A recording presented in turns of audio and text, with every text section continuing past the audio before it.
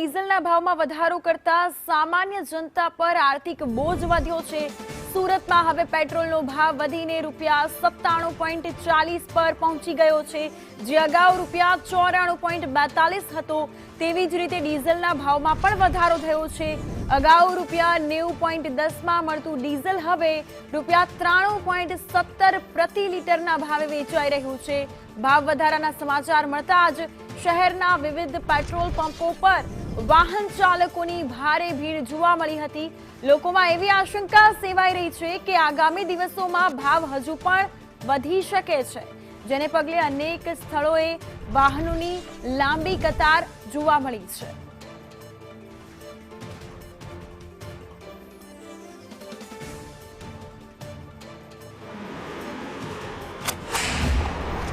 રાજ્યભરમાં પેટ્રોલ અને ડીઝલના ભાવમાં વધારો થયો છે, ત્યારે સુરત શહેરમાં પણ પેટ્રોલ અને ડીઝલ છે તે મોંઘું થયું છે। આશરે ₹3 જેટલું પેટ્રોલ અને ડીઝલ મોંઘું થયું છે। પહેલેથી જ 2 દિવસથી લોકો છે તે સતત લાઈન લગાવી રહ્યા છે કે પેટ્રોલ નહીં મળશે અથવા તો મોંઘા ભાવથી મળશે।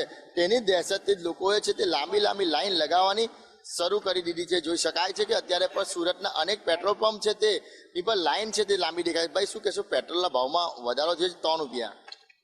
એ તો હવે જે વધવાનું હતું તે વધી ગયું છે। હવે આપણા બી હાથમાં નથી। સરકારે હવે આ વિશે વિચારવું જોઈએ। મધ્યમ વર્ગ માટે ₹3 એટલે બહુ મોટી રકમ કહેવાય, અને આની અસર હવે દેખાશે પબ્લિકની ઉપર। આને વિકાસ કહેવાય છે। વધારે અસર નહીં પડે તો મોંઘા તો બનાવી દીધું છે એવું કે મોંઘાઈ છે, કઈ મોંઘાઈ નથી એટલી। એ તો આવવાનું છે। પાકિસ્તાનમાં કેટલો મોંઘો છે, આપણે નથી એટલો। ₹450 છે અહીંયા। ₹1 વધી ગયા, બધા મોંઘાઈ કરે છે।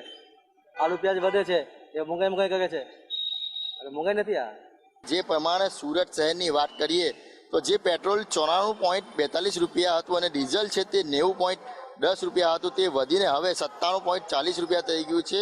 પેટ્રોલ અને ડીઝલ પણ ₹93.18 થઈ ગયું છે। એટલે મોંઘવારીનો માર, અને પહેલેથી જ સુરત શહેરની અંદર પેટ્રોલ છે તે લઈને લાઈનો દેખાઈ રહી છે। ભાઈ, શું કહેશો, પેટ્રોલ મોંઘું થઈ ગયું છે ₹3? પેટ્રોલ મોંઘું થઈ ગયું છે, ભાવ વધી ગયો છે। મોંઘવારીમાં પેટ્રોલ ભરાવાની આપદા પડે છે। લાંબી લાઈનમાં ઊભું રહેવું પડે, કામ ધંધા છોડીને અહીંયા આવવું પડે પેટ્રોલ પુરાવા માટે।